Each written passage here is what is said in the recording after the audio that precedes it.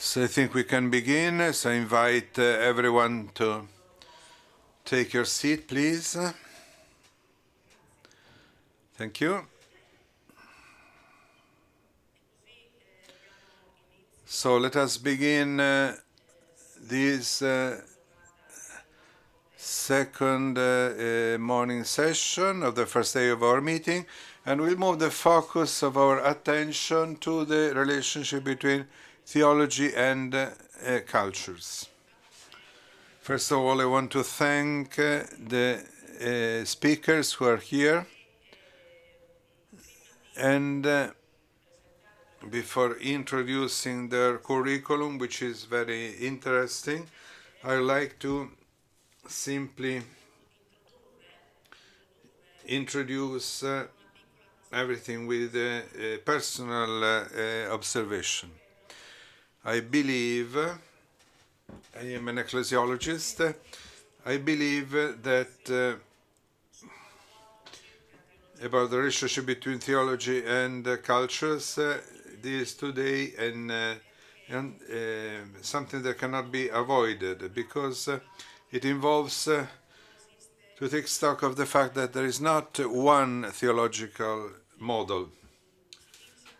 And this tells us something once more, that theology is not a reflection on some given themes that can happen outside of daily life, not only in our churches, but also in the context where our churches are rooted.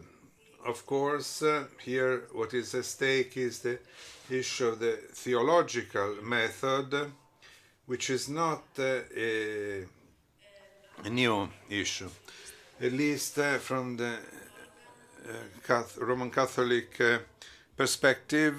This got to know a turning point with the Second Vatican Council, and in the years that after the Second Vatican Council, this same issue got to know an acceleration for several reasons. So this issue of rethinking of thinking theology with a reference to the cultural reference of humanity, which are religious universe. This is a necessary point of view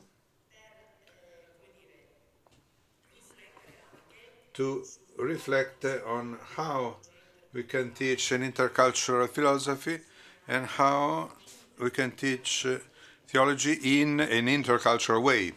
So we cannot reflect on this if we didn't solve a basic problem, that is, that theology can be also declined in an intercultural way.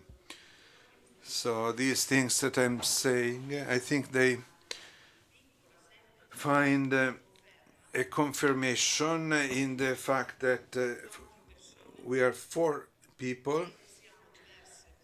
We are different by gender, by cultural belonging, in terms of confessional belonging, and also we have come from different parts of the world, and we have experiences that we lived in a different university setting, both concerning our academic training and our academic service. So I won't be long on this. I want to introduce the first speaker, Professor Fermin Rodriguez Lopez, Claretian missionary, lecturer of the Department of Theology at the Faculty of Theology of Granada, Loyola Andalusia University. So reading your curriculum, what impressed me the most, and I think that it concerns everyone because this meeting takes place in the Urbaniana University and not in another pontifical university, is your commitment of research and study and contacts with the Islamic world. So,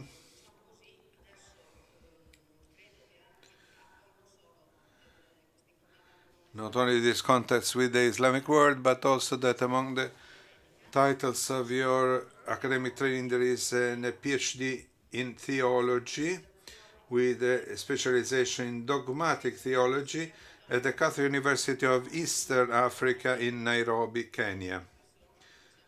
So you belong to different worlds and you live the experience in different worlds.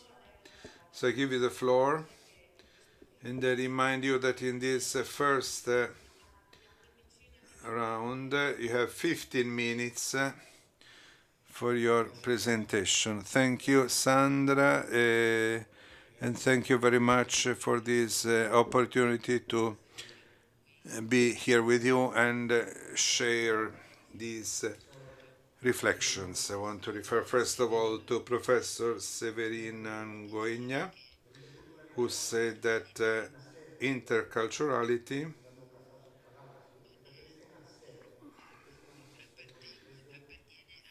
belongs to the being of the church. So you can see the slides.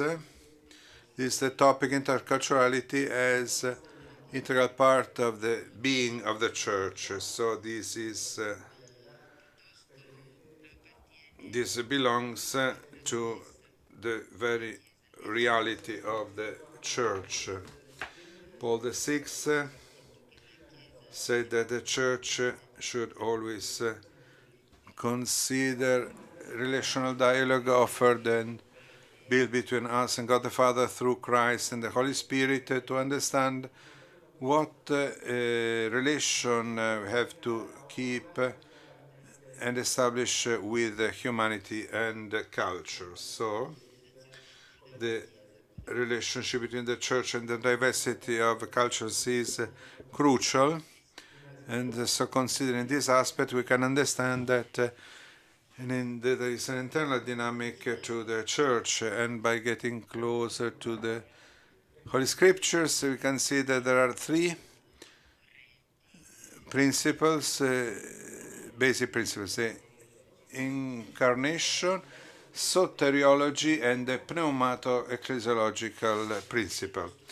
To simplify the study, so they are one principle, the principle of incarnation. We see the Gospel says the Word was made flesh. He shared our human condition. God sent His Son, born from a woman and born under the law. So this makes tangible the corporeal aspect of incarnation. So incarnation concerns everything that humankind in connection to the world. So in the logic of incarnation, that is how Pope Francis speaks. Then we have the soteriological principle made of accepting humanity in incarnation, always with the soteriological perspective. God sends His Son born from a woman under the law to free us from the subjection of law and make us receive the condition of adoptive sons and daughters of God. So Saint Irenæus said that Jesus Christ is salvation because He is flesh. And this principle also implies the dynamic of transformation of the principle of deliverance through, as we see in the book of Exodus, and third, it implies the total achievement, achieving total fullness. And as Jesus Himself said, don't think I came to heal, but to give fullness, full life. Then there is the universal aspect concerning the category of time and space. Even if incarnation placed a geographical limit, that is Palestine, with the defined time, there is a discontinuity where these spatial and categories transcend. The quotation of humanity through incarnation goes beyond Palestine and goes beyond the cultural borders. Resurrection consumes the historical dimension of incarnation. Now we shift to the pneumato-ecclesiological principle. So resurrection opens the door to the incarnation of the Spirit, which implies the particularization of the pneumato-ecclesiological aspect of universal salvation. And this makes it possible, universal salvation, so that the universal salvation offered through incarnation will invest all nations and so these movements happen through the sacramental mediation of the Church. The Spirit gives passes to the gift of Jesus Christ to the world. So there is the same pathway followed by the Word. Out of Jerusalem, the flesh becomes individual, and that is the plurality and diversity that enter the life of the Church in a concrete way. By paraphrasing the words of St. Irenaeus, the Church became flesh. So diversity and unity are both fruits of the Spirit. So diversity is never a sign of confusion, but always a sign of vitality. So that the Pentecost made possible the mutual understanding and the possibility to be united in diversity. That is why St. Paul uses the comparison with the body, which explains diversity in the Church is not a reason of division, but it must be interpreted as unity, because all the members, as parts of an organic body, are united to Christ thanks to the Spirit. So unity is not something that survives despite the diversity, but it is an expression through its plurality of unity. And all the members at the same time need to be united to the body in order to survive and be fed. And at the same time, the Church is one in diversity. The other way, if it were the other way around, it would not be a body. And this vision is confirmed by the perspective of solidarity like a mutual belonging. All the members belong to each other, all oriented to the common good of the body in favor of.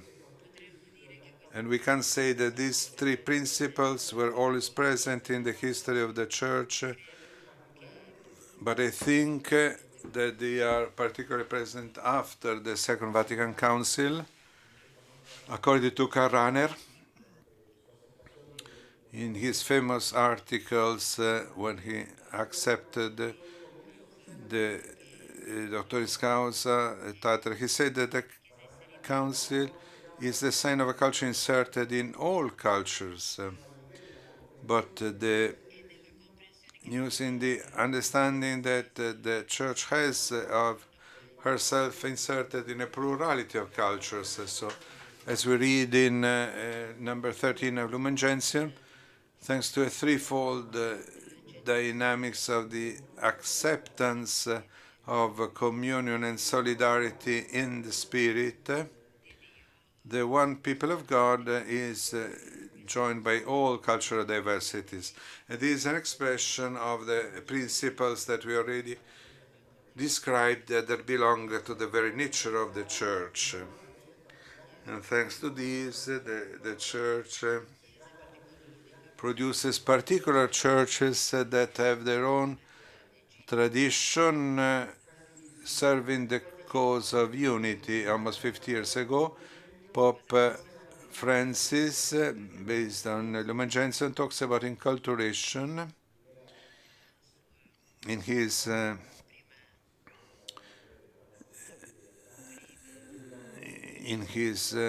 document Evangelii Gaudium, where he explains the universal vocation of the people of God, where the preaching of the gospel for everyone becomes one people with many faces, and the Pope conceives the plurality of cultures and asks for the respect to everyone, because the church is not connected only to one culture, because no single culture can exhaust the mystery of Jesus Christ. So if all the cultures can be in dialogue with the gospel, the people of God is embodied in the peoples of the earth, and each of them has its own culture.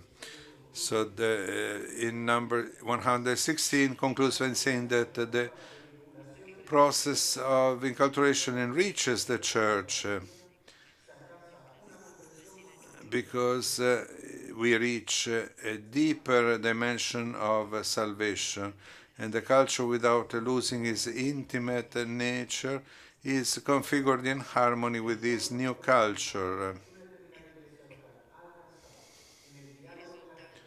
So the pastoral outcome that every church achieves through a dialogue with her own community contributes to creating a process of mutual enrichment of the whole church. If we look at this scheme, the process of enculturation is made of three moments that correspond to the three principles I described before. And all these dimensions belong to the very nature of the church. So if the church wants to be faithful to her own vocation, she must be inculturated. And it is an ongoing process, a never-ending process. So the gospel has to enter a culture, but in order for this, it has to keep a dialectic dialogue. It is avoids to confuse the gospel with the one of a single individual culture. If it were not so, the mystery of salvation could be contained only in one culture.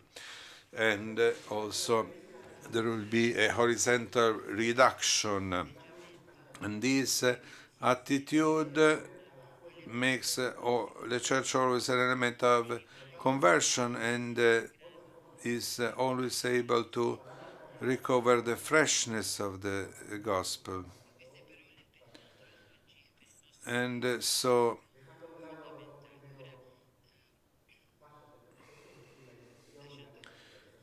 leaving aside the contextualization, we can talk about the aspect that concerns us closer, the pneumato-ecclesiological principle, the universal and local church, which is always focused on something new. The first enrichment that the church receives from this process is to become a particular church, that is to become a people with many faces. The encounter between the mission church and the other cultures always generates something new. The local churches are not duplicates of the original.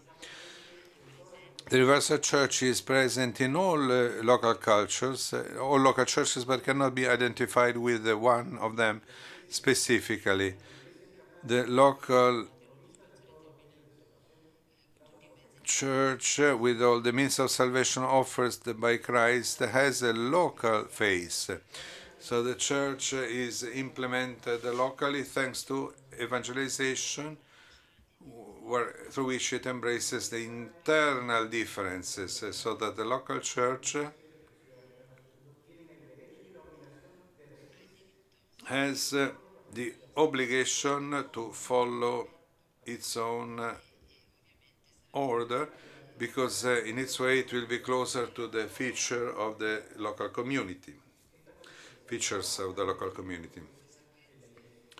These consequences fall back on the integration of culture in a deep Golden approach, as we read in Orientalis Missio at number 52, that includes the practice of the church. It is an integral process that concerns the whole activity of the church, that brings to the generation of a new local reality. We see these the West Eastern churches. The Second Vatican Council reminded us that the local Eastern traditions of rites, spiritual traditions, ecclesiastical rites are part of the divine revelation and part of the undivided patrimony of the universal church. So this dynamic generates a plurality of local traditions. In the church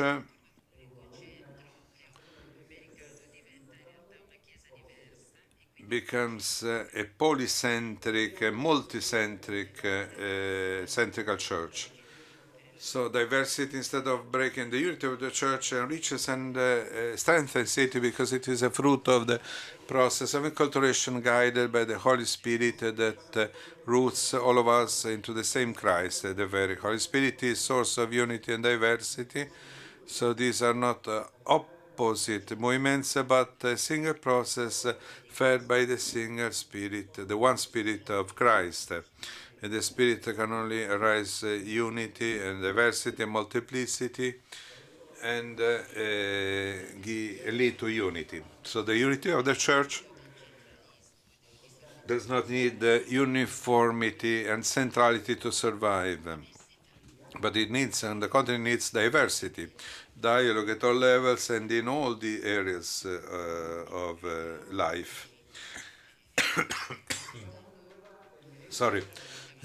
As we see today, we in the synodal process, the new intercultural church can be understood only in terms of communion with diversity between local and universal, which are two realities of the unity of the church and not in opposition to each other. They promote and support each other. So this relationship, as say John Paul II, is an ontological relationship of mutual integration between the local churches, that so that every local church exists in the other, so that everyone is a member of the other and of the others. So this inclusion creates an integration that is not a mere expression of convenience.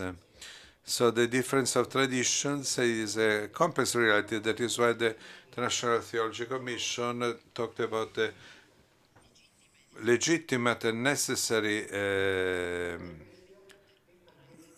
interculturality of the Church. It is also mutual enrichment, as we said, with the words of St. Paul. And these gifts that are typical of every church are always oriented to common good. The Second Vatican Council talk about the conspiration of strength, of forces for the common good of the churches. So this enables an opportunity for enrichment of the single local churches. And this is the third inherent intrinsic dynamic, so that the process goes beyond the local church. It has to go beyond the local church in order to bear fruits. So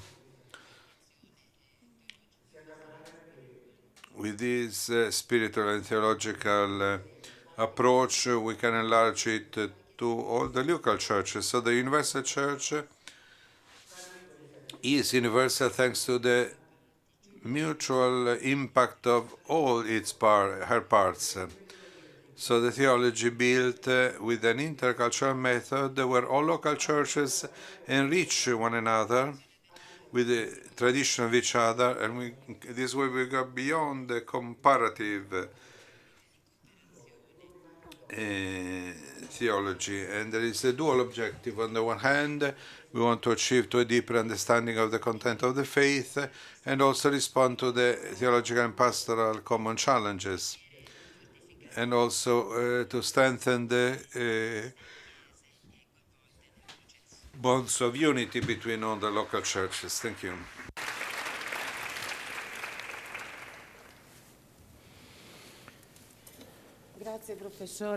Thank you, Professor,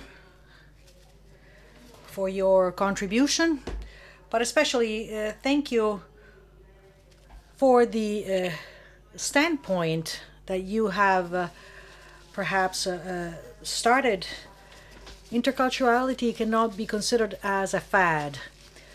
For sure, your angle was an ecclesiological angle, and you have shown to us how interculturality is part of the identity of the Church herself. I believe that your statement has been supported by 3 principles, and I find this quite interesting. And these are not just theoretical or practical principles, but these are principles which, from a specific standpoint, refer back to the sources of our theological thinking, so the biblical sources. And by the way, these are common reference sources to all Christian traditions. So I like this approach from the ecumenical standpoint, despite the fact that the different Christian traditions have a different understanding of what the Church is. I would like to thank you also for the emphasis that you have placed on local churches, because I do believe that enculturation processes or teaching theologically in an intercultural way must necessarily begin from local churches, and I believe that there is a long way ahead of us still on this specific point. I refer to the biblical sources, so at this point I would like to give the floor to Elisangela Chavez Diaz.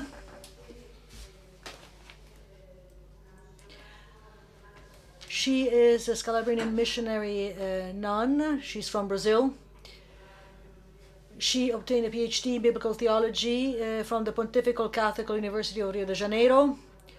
She has been working with several institutions, but here I would just like to mention the fact that she's part of the Migrants and Refugees Committee of the Conference of Latin American Religious.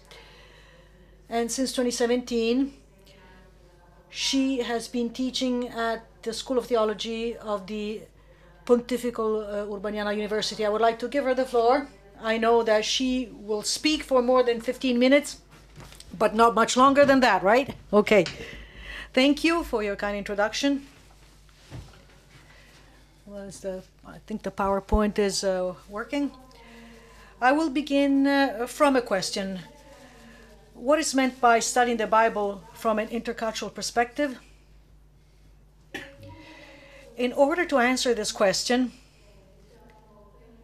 we will focus on 3 specific points. The Bible as the outcome of an encounter of cultures, a few biblical examples of this encounter, and then my conclusions. I will not give you all the examples, but just one. In order to answer this question, it is necessary to be clear about the perspective from which we intend to approach this discussion.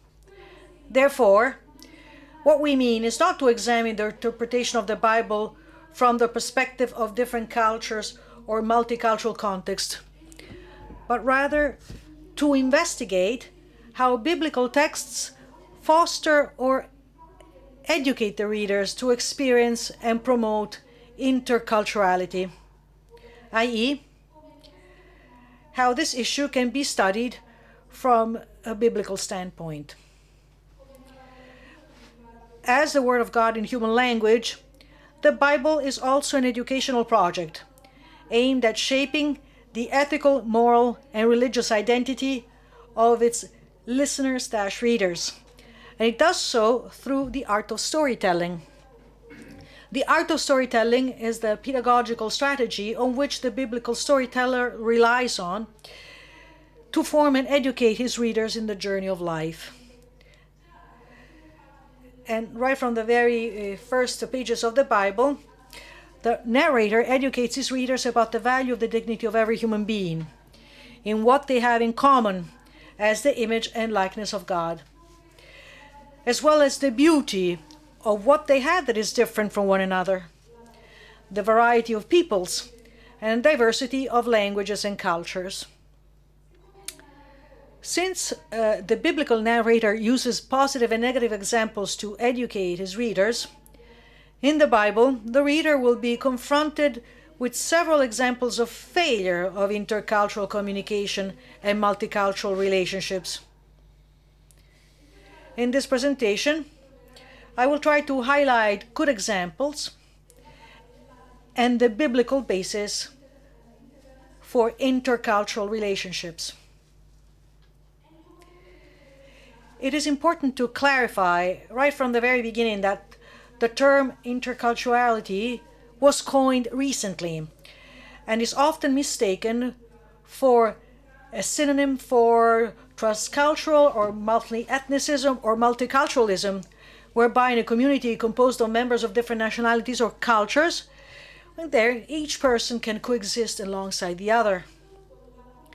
Rather, the ideal intercultural community, made up by members of different cultures, implies interpersonal interaction, and thus the mutual enrichment of individual members and of the community as a whole. Interculturality includes dialogue, relationship and interrelationship. Without completely eliminating tensions, it seeks to rewrite the rules of coexistence and behavior, implementing the ability to renew reciprocity in a fruitful exchange. In this framework, interculturality seeks to recognize and promote the other not only in his or her diversity, but in relationship, welcoming them without expecting to change them immediately for their being strange or foreign. Tensions are not eliminated. Rather, a culture of dialogue is generated. On the basis of this understanding, we turn to the Bible, highlighting some aspects of his historical and cultural environment and some paradigmatic figures that effectively illustrate intercultural interaction. Here we will just speak about Tamar, and this shows us how the Bible educates us to interculturality. The Bible, as the result of an encounter of culture, or cultures rather, as the mirror of an encounter of cultures, we could say, the Bible is essentially a multicultural product, and its effect is cross-cultural. As a matter of fact, biblical traditions have grown and have developed in contact with and through interaction with other cultures. For example, the Hebrew Bible was produced in contact with Canaanite peoples, the Amorites, the Hittites, and the various imperial cultures such as Egypt, Assyria, Babylon, Persia, Greece, and Rome. For these reasons, careful reading of the Bible gives us access to a different face in every age, but also for every moment of the day, every season of life, and every mood. Everywhere in the Bible, we can verify the frequent assumption and dialogue of Jews or Christians with the culture of those lands that hosted them. Historical, sociological, literary, and archaeological studies confirm how the biblical text grew in contact and in dialogue with surrounding cultures. There is ample evidence of the cultural influence of ancient Eastern civilizations on biblical literature and theology, e.g., the story of creation and the flood in the pattern of Mesopotamian Enuma Elish narratives, the laws of Exodus 20:21 in the pattern of the Mesopotamian laws. Suffice to mention the Code of Hammurabi, the Book of Deuteronomy as a call to faithfulness, and the covenant with God, paralleling the covenant formulations used for international treaties in accordance with the patterns of the Hittite treaties of the 14th and 13th century BC.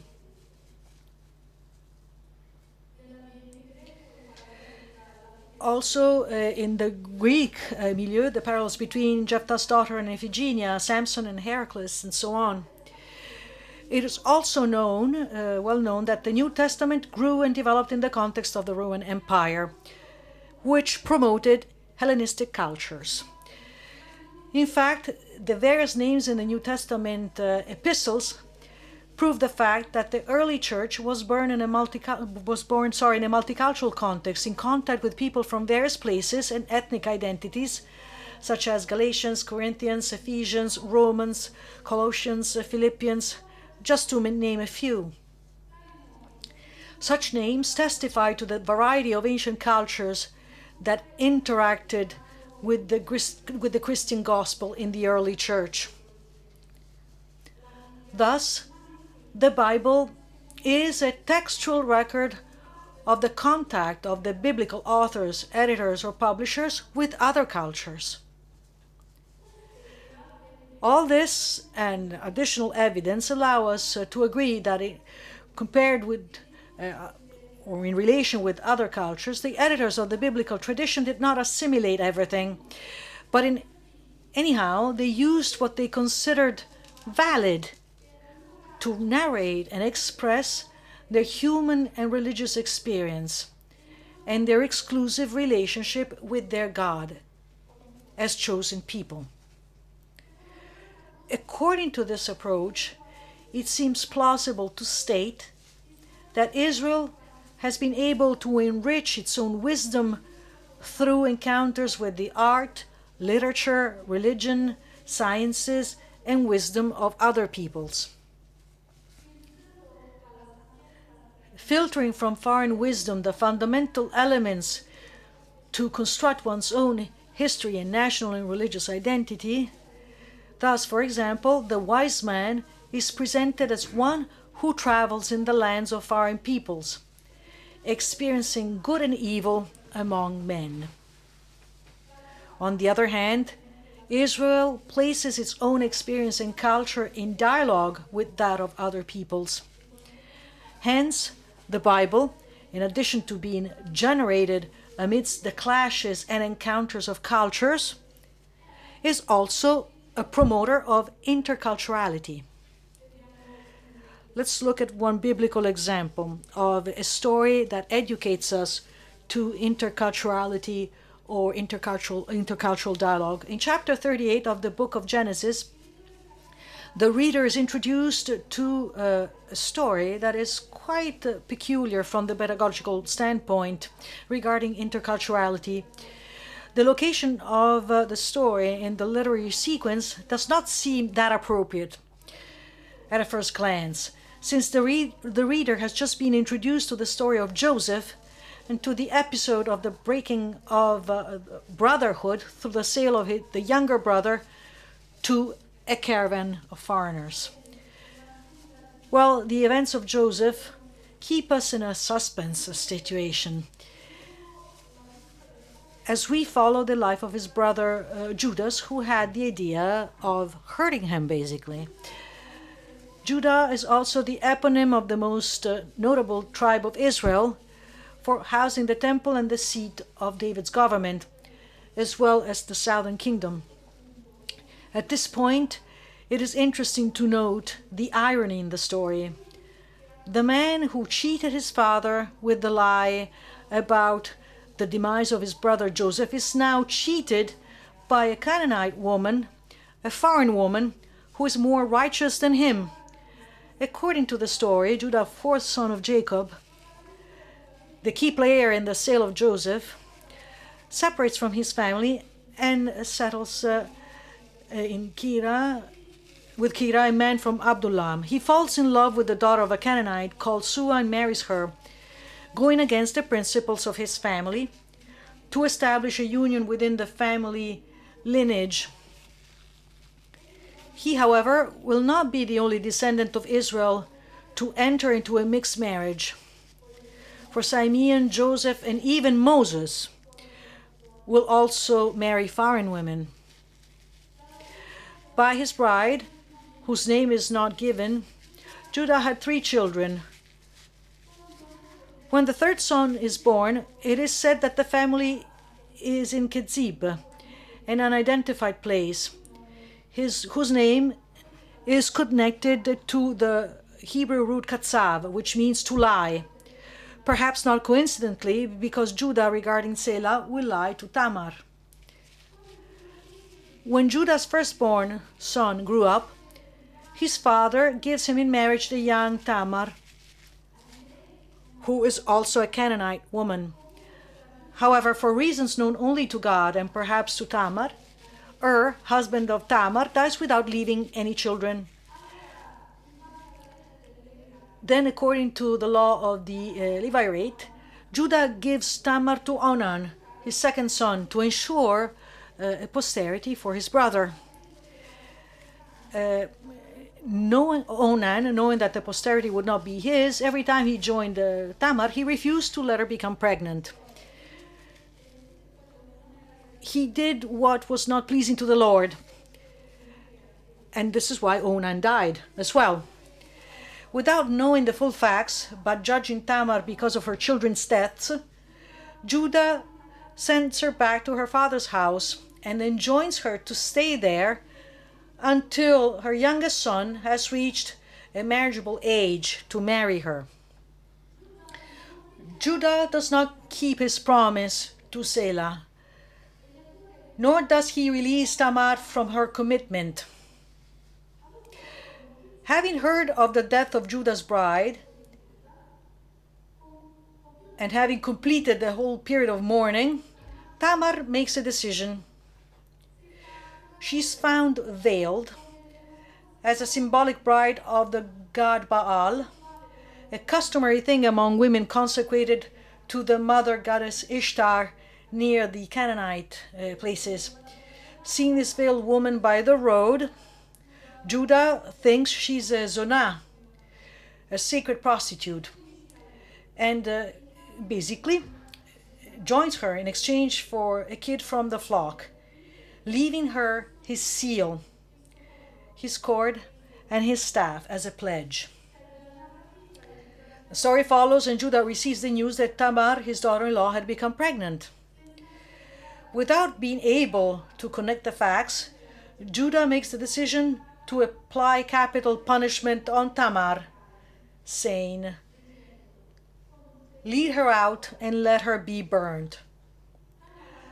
Tamar lets this happen. She's safe because she has an ace up her sleeve.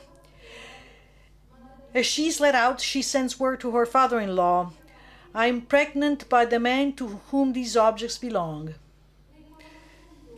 Recognizing his belongings, Judah exclaims, "She's more righteous than I, for I did not give her to my son Selah."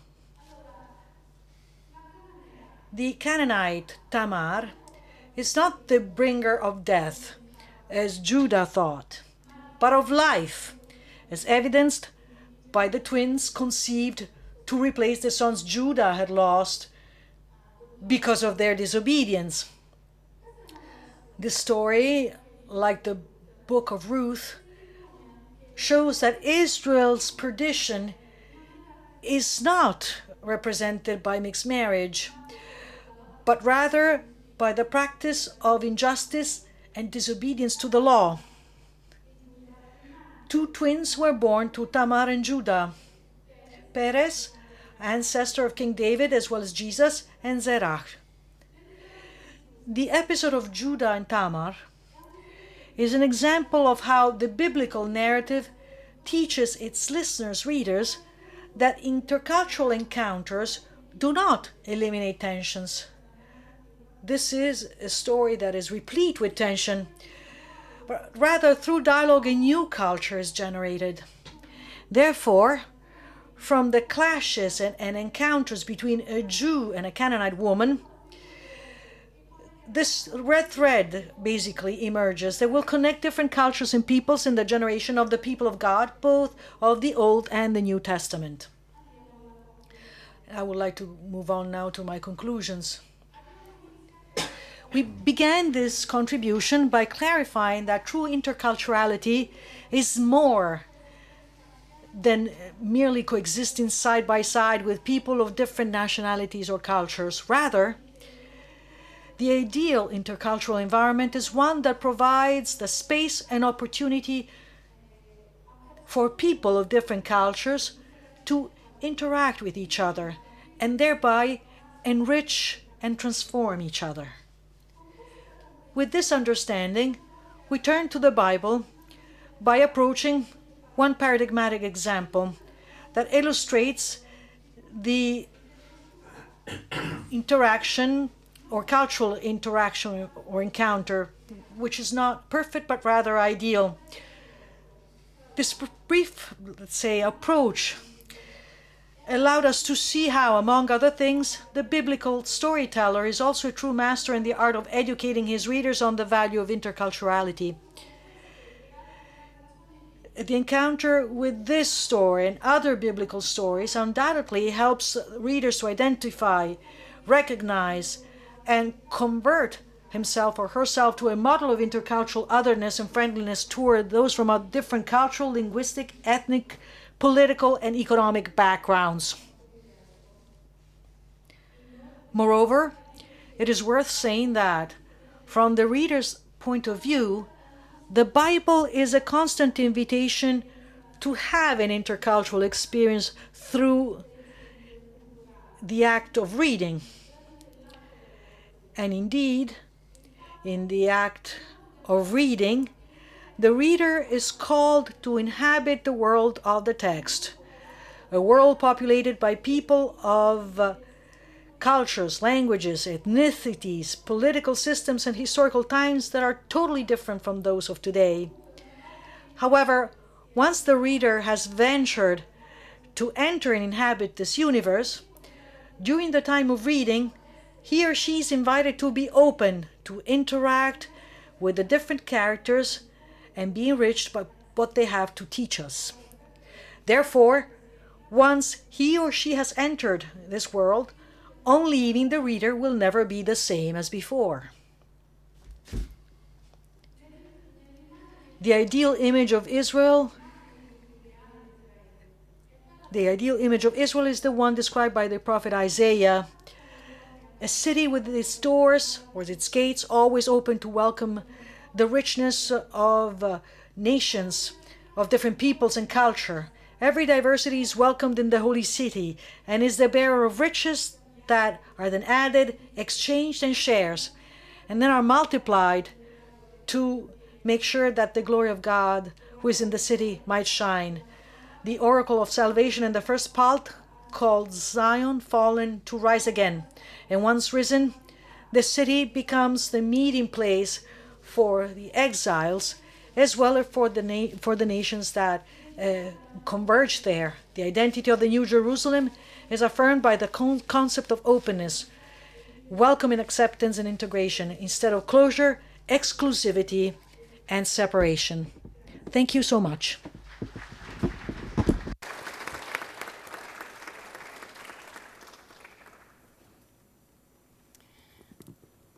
Grazie.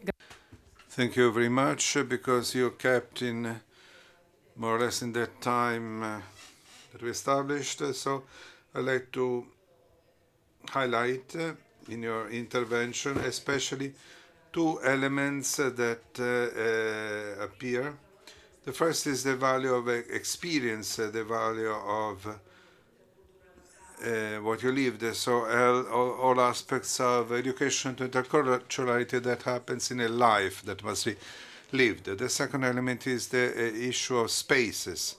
So the ideal place, as you said, of what gives the opportunity to different people to meet and act and be enriched and transform each other. I'd like to emphasize this aspect of mutual enrichment, because in my opinion this is an important point, because sometimes we are led to believe, everyone on their side, that we enrich others. It is difficult to acknowledge that also others, any other people, enrich us too. So, before introducing the last speaker of the morning, I want to remind those who are attending online that you can also formulate questions because we'll have a room for that in the discussion, even if you didn't put the time of the end, but I think we have to close by 1. So we'll introduce Professor Anna Zell, Waldensian pastor. Her studies in Protestant theology were done in Heidelberg in 1993. She was ordained a pastor, and she carries out her ministry, especially in Italy, first in the Waldensian valleys, then in Milan and Brescia. She guided the Waldensian Church of Brescia, which is a multicultural community with a majority of believers from various African countries. You collaborated to various projects of integration projects of accompaniment and training intercultural projects. She takes part in exchanges between women ministers with a fellow pastor of the Presbyterian Church in Togo, and also contacts with a church in the Netherlands. Then also would like to emphasize that her collaboration in accompanying candidates to the pastoral ministry and training of young mediators, intercultural mediators. Then all the other things, you can see them in the curriculum that was sent. So I give the floor to Pastor Zell. Thank you. Good morning, everyone. I'm very happy for this invitation because this shows a further opening.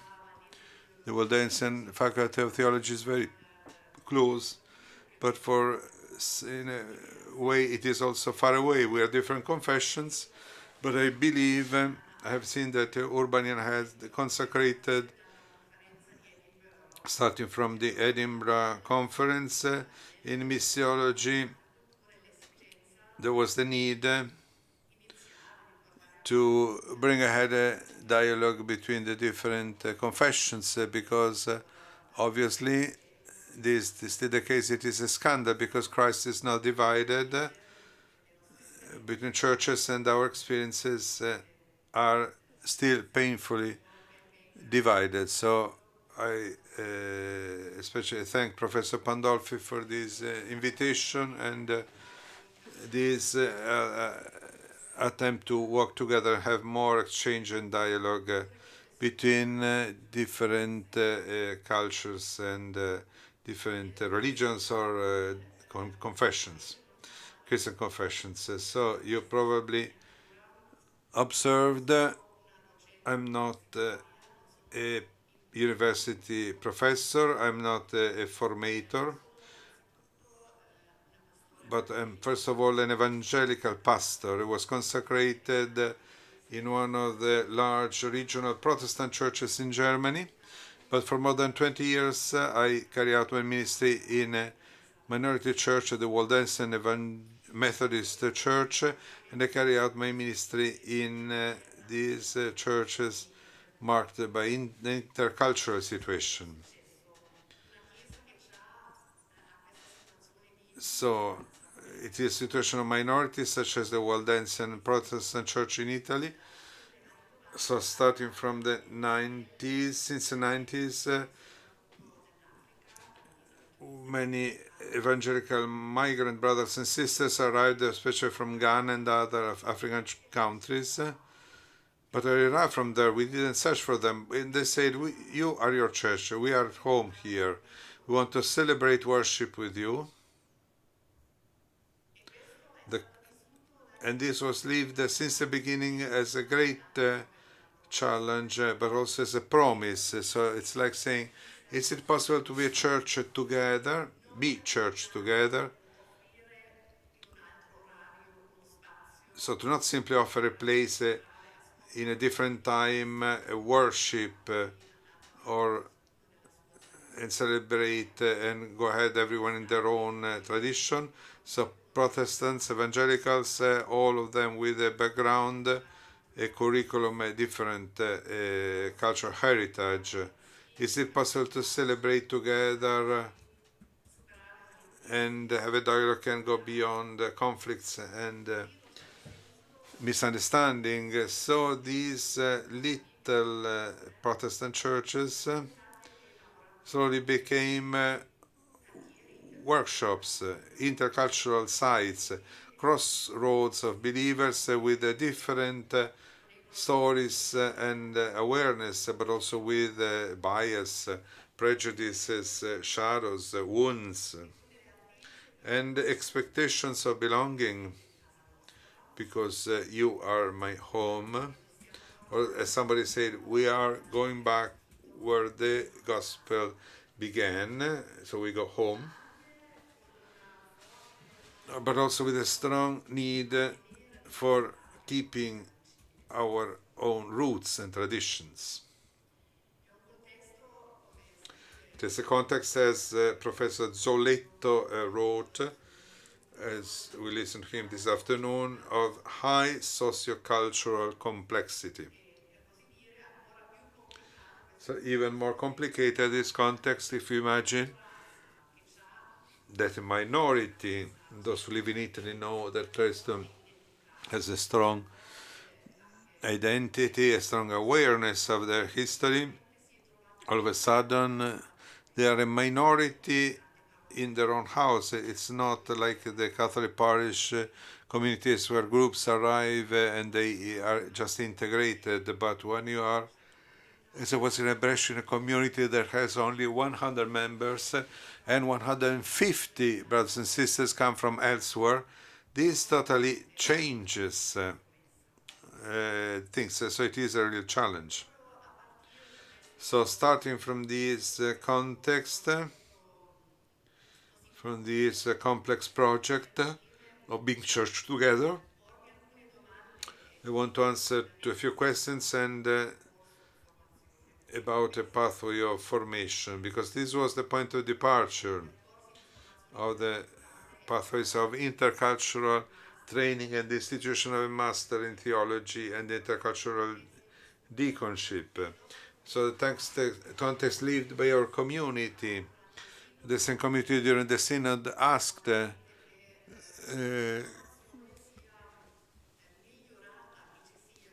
formation be improved, that on the one hand want to have the possibility of courses of formation together, because we never had courses of formation for those who arrive so they can live better and be better integrated. But since the beginning, pathways together for a mutual enrichment, mutual learning, be transformed together on the way.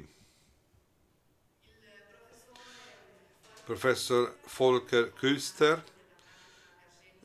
who teaches Science of Religions and Mission in the University of Mainz in Germany, in his introduction to intercultural theology, wrote about the radical epistemological break of contextual theologies with Western academic theology,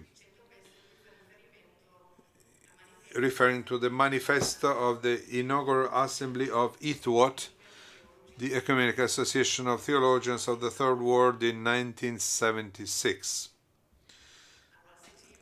So if we imagine that for almost 50 years we already had these open question. This rupture is not enough to proclaim it. We have to expose ourselves. I want to start from these experiences, my experience as a pastor. I lived this rupture, this crisis on my own skin, because only in this way, by living concretely every day this rupture, This breaking, this enables us to search for a dialogue that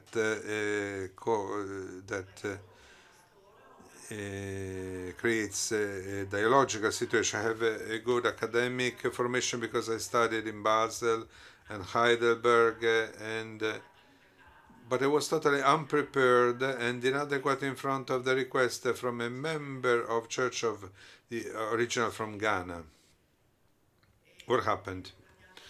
I changed the name of this woman from Ghana in my story.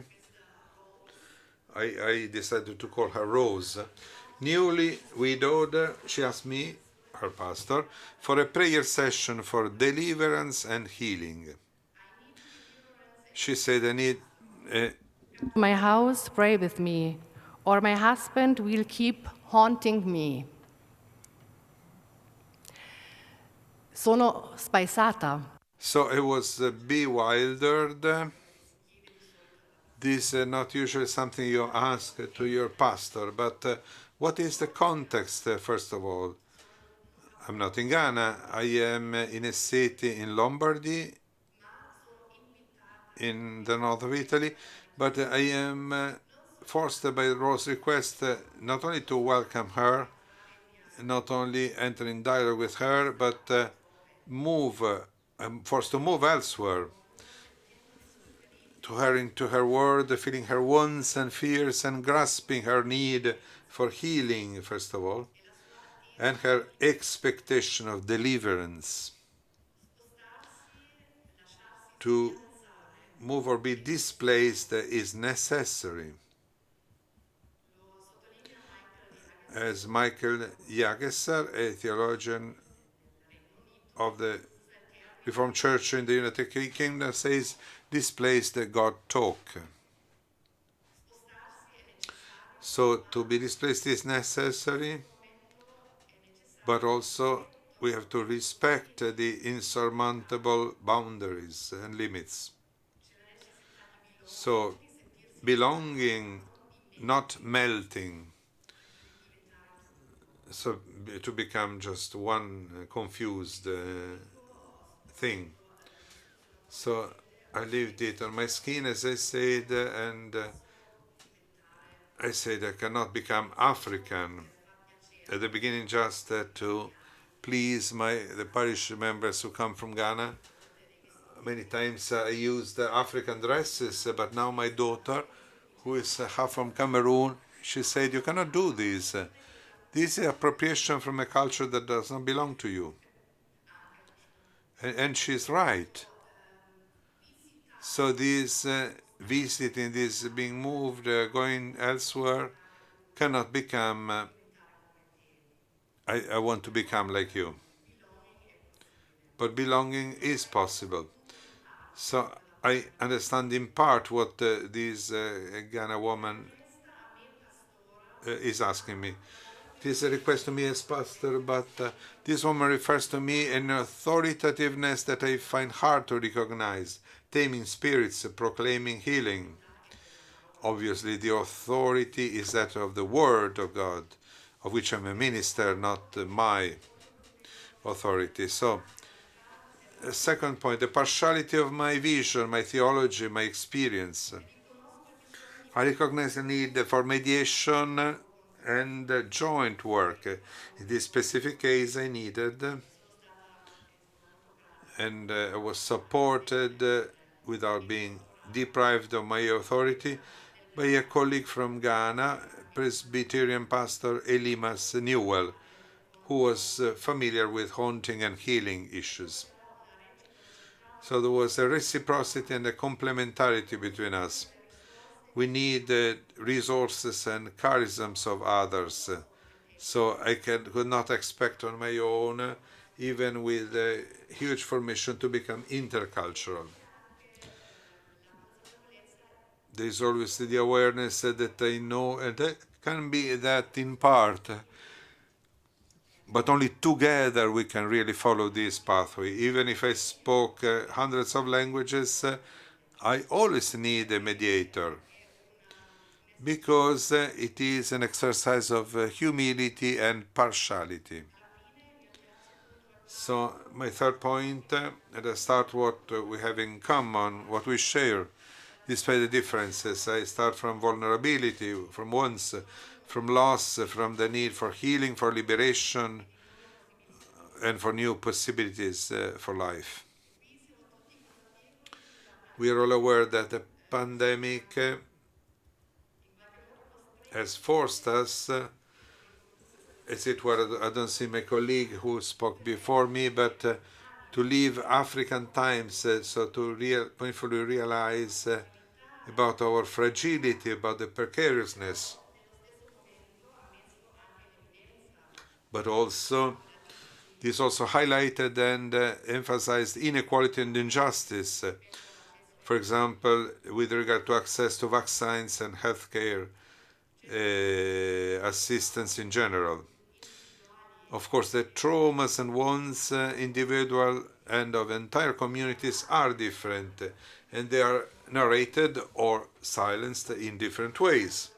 But with Amele Adamavi Aoekwe, a theologian from Togo, I'm convinced that from there we have to start, from the fragility, from the wounds, from the vulnerability, towards an intercultural and contextual theology.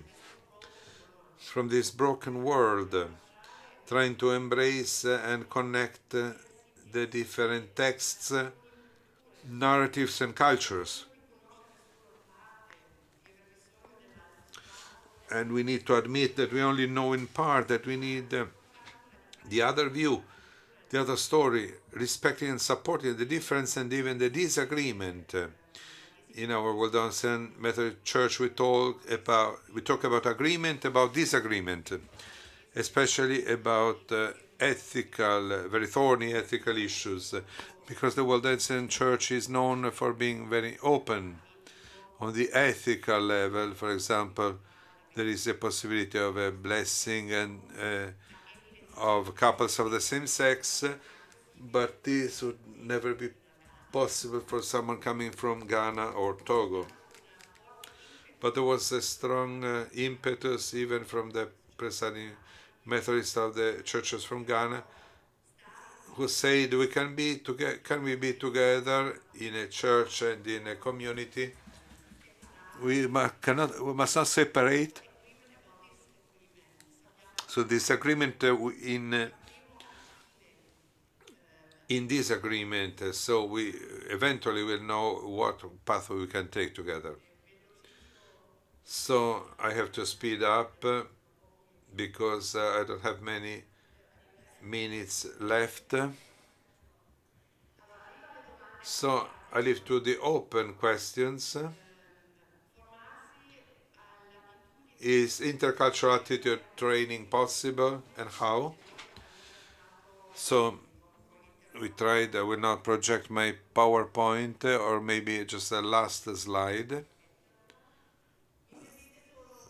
Can you please just put the last slide of my PowerPoint so that it can remain on my back on the big screen? So an intercultural training must be reciprocal, and as I said, all these courses were always very balanced. So training is also for autochthonous Waldensian members, so we tend to a formation of everyone in these projects, so by using popular teaching, interchange with exchanges between teachers and students, reciprocity, mediation, intercompleted teams. So these are just some tracks of reflection on which we want to go ahead. But the question that remains,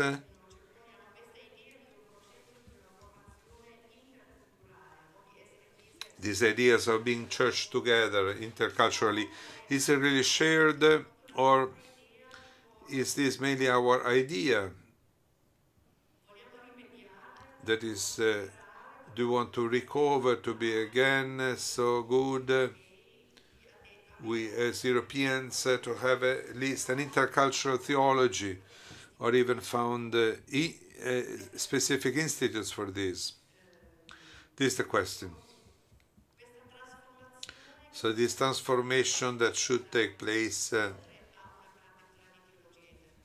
so this goes beyond the need for intercultural theology, church, or all the subjects should be revolutionized, and our church along with this. So, to conclude with the story of Rose, while aiming at a theology that is as intercultural as possible and a pastoral practice that is hospitable, encompassing, that wants to reconcile, to heal and to empower, it will not be us who will recompose the various ruptures and heal the wounds. They will remain painfully visible. The horizons that surpasses our limits, that opens up beyond our borders, does not belong to us. This horizon belongs to God and His promises of healing and salvation, of life in abundance, of walls broken down and the enmities healed. This is our pain. We didn't get there yet. But sometimes, surprisingly, this horizon opens up, as in the story of Rose, and thanks to Rose. So we prayed at Rose's home, posting the phrase, "I'm washed with Jesus' blood," as a form of protection and salvation, but especially we declared her healing and liberation in the church, in the Sunday worship. And the horizon opened up when Italian women, not people from Ghana, said that they received a promise of liberation for their life, for their separation. They said, "I was missing this." So a right of liberation for a new life of promise. So I want to emphasize this aspect as an attitude of that we need to receive a deliverance, a proclamation of salvation in this context where we touch our limits and we cannot get out of our skin.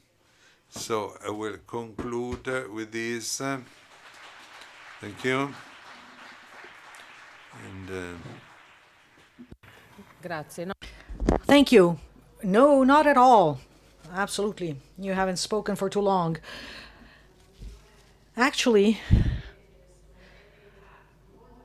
the fact is that these subjects are very interesting and very enriching because they refer to the practical experience of people. We're not just talking about principles. And through the story you told us about Rose, I believe this has been very inspiring. We can go beyond this individual case you described, and this refers to attitudes, perspectives, approaches that we should always take into account. For instance, the need to be, let's say, displaced in a way, right? We're always thinking that other people were displaced or have moved from somewhere else. Whereas this applies to each and every one of us, even if we live in our own homeland. The need, however, to belong on the one hand, and the need to keep our identity at the same time, which is a paradox. But we need to find the right balance. The issue of considering as a starting point the partial, let's say, nature of our approach and our worldview, and therefore recognizing the need for the other who will integrate my partiality with his or her partiality, then starting from wounds and vulnerability. And then the last comment you made, which is decisive, we always have to recognize that there is a horizon that exceeds our horizon, which is God's horizon. We have about 10 minutes left until 1 o'clock for a few questions, or maybe for a debate between our three panelists. Also, to see what kind of reception your contributions have had. I would like to ask our audience whether you would like to ask any question or you would like to make any comment. Just, possibly not waiting for biblical times. Yeah, sure. Yes, we need a microphone. No, we cannot hear. I'm sorry. We need to translate also. We cannot hear you. No, we can't hear anything. No. Either you come here. Oh, okay. So we need an assistant to help us.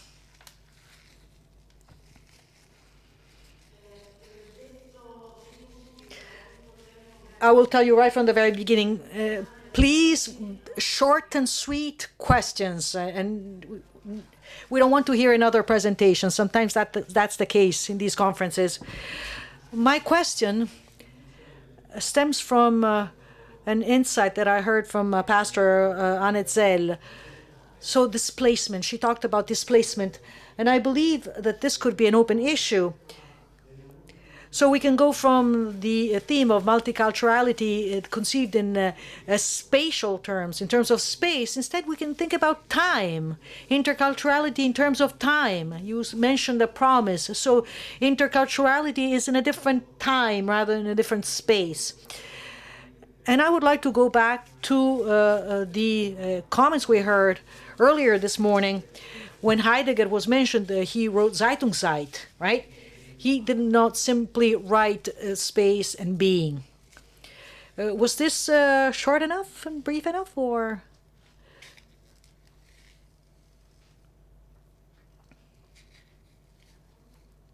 Yes, is the microphone on? Yeah, sure. I don't think that this is not a question to myself, but this is an open question for all of us. We are trying to find our way in this landscape that's in front of us, and this does not prevent us from trying to do our best. It's something that we're doing with this conference, but being aware that everything is not in our hands. So sometimes we have to remind us of this. COVID also, I believe, has reminded us tragically of this. If we want to learn something from this crisis, that did not really make us any better. Actually, I see the opposite happening. And so we are called to accept this not yet, quote unquote. And in the meantime, in the time we have left, we have to do our best together without erasing differences, but overcoming the walls that are still separating us. But I would say that perhaps somebody else could react and say something on this. If you wish.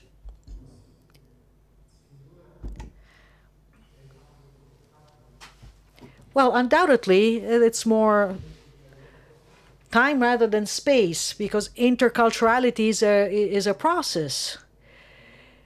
It does not mean getting to a result immediately. It's a journey. It's an ongoing journey that never ends.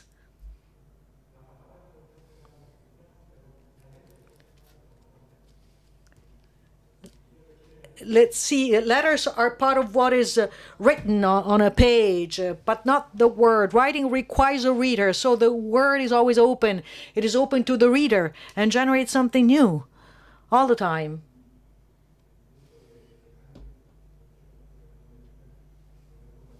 I'm also referring to Anne. I'm sorry if I call you Anne and not Madam Pastor, but I would like to refer back to what you were saying. It's a vital process. I have been in Zimbabwe for 15 years, and I've felt as part of a minority. I was coming from Europe, and all of a sudden I was part of the minority. I was a member of a minority. As I was saying earlier, it is a process. If we want to understand interculturality from the standpoint of time, we have to look at this as something that moves. Well, also the narrative I presented has something to say about this. Different cultural spaces that we see there involving a Canaanite woman and a Jew. And this space then led to a promise, because then from this encounter, then basically the root originated that will then originate Jesus in turn, the source of our salvation. And as the pastor was saying, I was in Brazil myself, and I was a coordinator for the Center for Migrants, 200 migrants, mostly coming from Africa, back in the day, coming from Angola and Congo. So I too found myself displaced in my own country, in a way. And I tried my very best to try to get to know their culture better and deepen their culture to understand their attitude. And this is a process where we can go beyond space in order to see the promise of God in what I find in my own backyard, in my country, as a messenger of the good news, and not just as someone who is coming there to take over or occupy space. Thank you. Yes. We have another, let's say, 5 minutes left for a couple of questions, as you wish. Okay, I'll go first since I have the microphone. Well, first of all, I would like to thank you all. I wanted to emphasize how in the biblical narration, I was struck by the fact that the Canaanite woman, right? Usually in the Jewish culture, the woman is the one who conveys culture to the next generation. So this is hyper intercultural if we think about the role of Jewish women. So I'll ask you in Spanish, so we do not need a translation. When we were talking earlier, you were saying that in the church, sometimes we talk about ideologies and culture.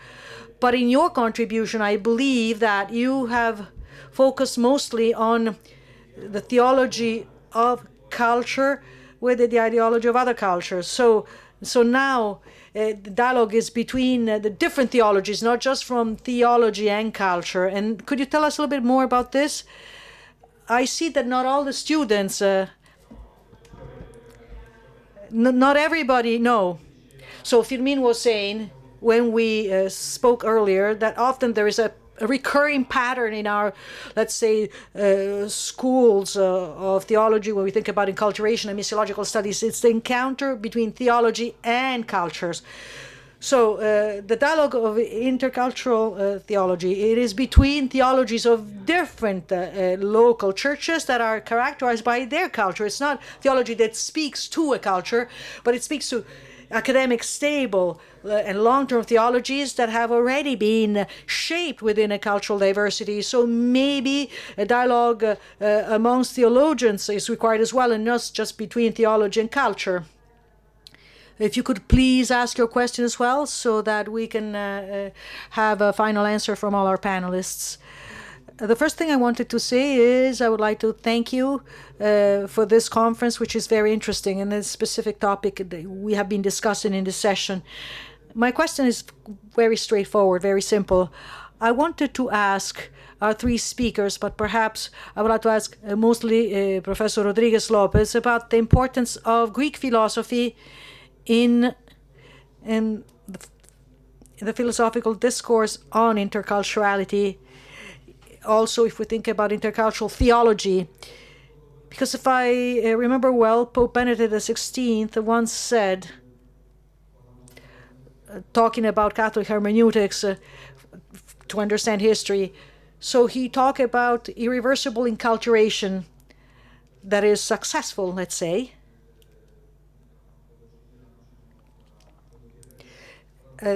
that we have taken from Greek philosophy. So the role of Greek philosophy in this framework. Thank you.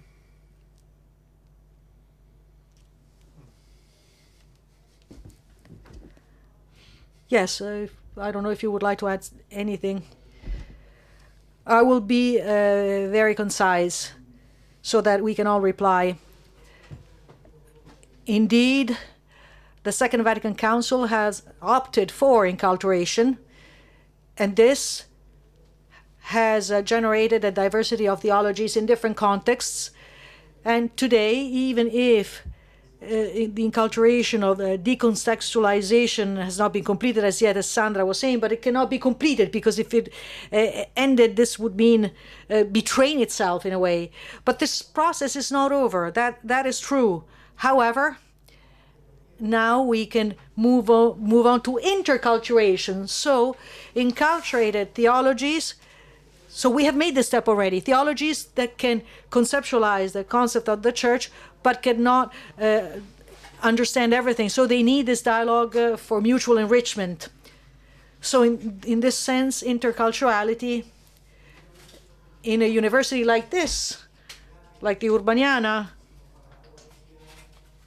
this cannot just be a place where theology is taught, but it should also promote this intercultural dialogue between theologies that are not, let's say, some are older and some are younger. No, that's not the case anymore.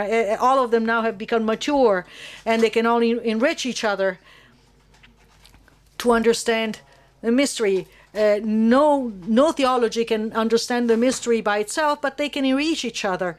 This is an irreversible enculturation that is part of the tradition of the church, just like the tradition that the African church is generating. This is irreversible enculturation, and it is at the same level as the reversible enculturations that has happened centuries ago. It's an enculturation that needs dialogue in order to make progress. So we should never stop. We should not just be stagnant in our process, because that would be a betrayal of the process itself. To me, the Bantu culture of I am because we are, the African tradition, allowed me really to understand. And I believe that theology might be located within this perspective. I am theology because we are theology. I would like to, in conclusion, to just make one comment on Greek theology and enculturation. Greek tradition and enculturation.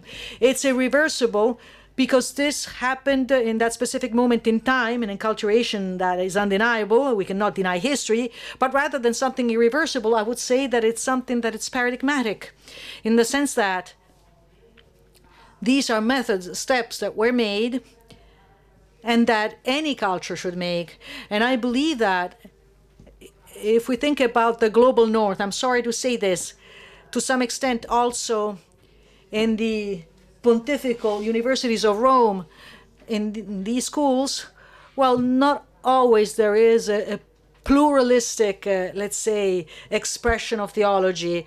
And I would like now to pay tribute to the institute that has organized this conference that was established in the School of Missiology, and this is what we're trying to do. It's a small contribution, and so this is the end of my commercial break, let's say, and I thank you so much for your kind attention, and we will stop now, and I'll see you again this afternoon at 3 o'clock on the dot, 3 p.m.